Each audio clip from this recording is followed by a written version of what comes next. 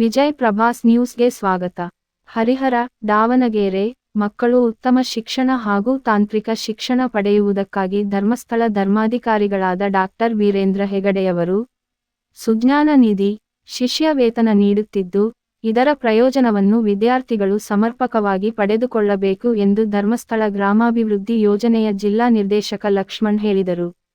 ನಗರದ ಬಿರ್ಲಾ ಕಲ್ಯಾಣ ಮಂಟಪದಲ್ಲಿ ಶ್ರೀ ಧರ್ಮಸ್ಥಳ ಗ್ರಾಮಾಭಿವೃದ್ಧಿ ಯೋಜನೆ ಬಿ.ಸಿ ಟ್ರಸ್ಟ್ ಹರಿಹರ ವತಿಯಿಂದ 2024-25ನೇ ಸಾಲಿನಲ್ಲಿ ಸುಜ್ಞಾನ ನಿಧಿ ಶಿಷ್ಯ ವೇತನ ಹಾಗೂ ಪತ್ರಕರ್ತರಿಗೆ ಅಭಿನಂದನೆ ಕಾರ್ಯಕ್ರಮದಲ್ಲಿ ಮಾತನಾಡಿದರು.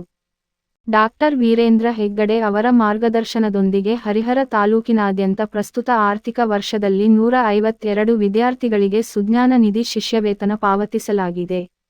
ಈ ತನಕ 281 ವಿದ್ಯಾರ್ಥಿಗಳಿಗೆ 30.76 ಲಕ್ಷ ರೂಪಾಯಿ ಶಿಷ್ಯವೇತನ ವಿತರಿಸಲಾಗಿದೆ. ರಾಜ್ಯಾದ್ಯಂತ ಒಟ್ಟು 97,000ಕ್ಕೂ ಅಧಿಕ ವಿದ್ಯಾರ್ಥಿಗಳಿಗೆ 114.50 ಕೋಟಿ ಮೊತ್ತದ ಶಿಷ್ಯವೇತನವನ್ನು ವಿತರಿಸಲಾಗಿದೆ ಎಂದು ಮಾಹಿತಿ ನೀಡಿದರು. ಡ್ರಗ್ಸ್ ಮಾದಕ ವಸ್ತುಗಳಿಗೆ ಕೆಲವು ವಿದ್ಯಾರ್ಥಿಗಳು ಬಲಿಪಶುವಾಗ್ತಾರೆ. ಅದಕ್ಕೆ ನಿಮಗೆಲ್ಲರಿಗೂ ಏನು ಹೇಳೋದಂದರೆ, ಆ ಒಂದು ಡ್ರಗ್ಸ್ ಆಗಲಿ, ಯಾವುದೇ ಮಾದಕ ವಸ್ತುಗಳಾಗಲಿ ಅಥವಾ ಮದ್ಯಪಾನ ಮಾಡೋದಾಗಲಿ, ಯಾವುದೂ ಇದಕ್ಕೆ ಬಲಿಪಶು ಹಾಕಕ್ಕೆ ಹೋಗಬೇಡಿ. ನಿಮ್ಮ ಭವಿಷ್ಯ ನಿಮ್ಮ ತಂದೆ ತಾಯಿ ನಿಮ್ಮ ಮೇಲೆ ಡಿಪೆಂಡ್ ಆಗಿರ್ತಾರೆ. ನೀವು ಜೈಲಿಗೆ ಓದುವಾಗ ನೀವು ನಿಮ್ಮ ತಂದೆ ತಾಯಿ ಮೇಲೆ ಅವಲಂಬಿತರಾಗಿರ್ತೀರಿ. ಅದೇ ಇಂಜಿನಿಯರಿಂಗ್ ಕಂಪ್ಲೀಟ್ ಆದ ತಕ್ಷಣ ನಿಮ್ಮ ಮೇಲೆ ತಂದೆ ತಾಯಿ ಅವಲಂಬಿತರಾಗಿರ್ತಾರೆ. ಇದೊಂದು ಜೀವನ ಚಕ್ರ ಇದ್ದ ಹಾಗೆ. ಈ ಜೀವನ ಚಕ್ರದಲ್ಲಿ ನಾವು ಎಲ್ಲರೂ ಫೇಲ್ ಆದರೆ ಇದು ನಮ್ಮ ಕುಟುಂಬದ ಜೀವನ ಚಕ್ರಕ್ಕೆ ಸಮಸ್ಯೆ ಆಗಿಬಿಡುತ್ತೆ.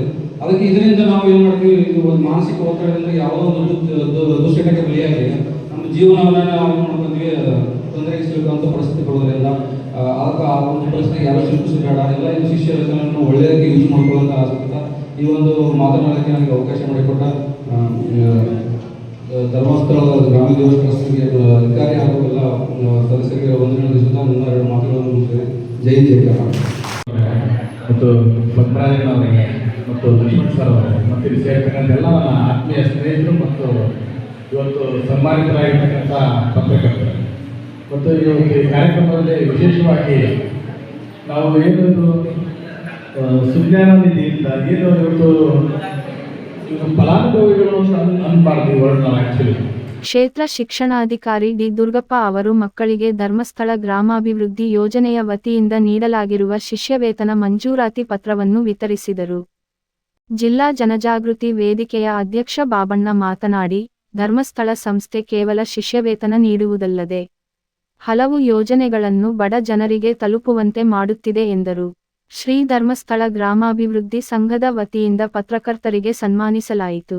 ನಗರಸಭೆ ಅಧ್ಯಕ್ಷೆ ಕವಿತಾ ಮಾರುತಿ ಬೇಡರ್, ಪಿಎಸ್ಐ ಶ್ರೀಪತಿ ಗಿನ್ನಿ, ತಾಲೂಕು ವಕೀಲರ ಸಂಘದ ಅಧ್ಯಕ್ಷ ಆನಂದ್ ಕುಮಾರ್, ಪತ್ರಕರ್ತರ ಸಂಘದ ಅಧ್ಯಕ್ಷೆ ಶಾಂಭವಿ, ತಾಲೂಕು ಯೋಜನಾಧಿಕಾರಿ ನಂದಿನಿ ಶೆಟ್, ಪೆಕೀಶಕರು ಮತ್ತು ಮಕ್ಕಳು ಉಪಸ್ಥಿತರಿದ್ದರು.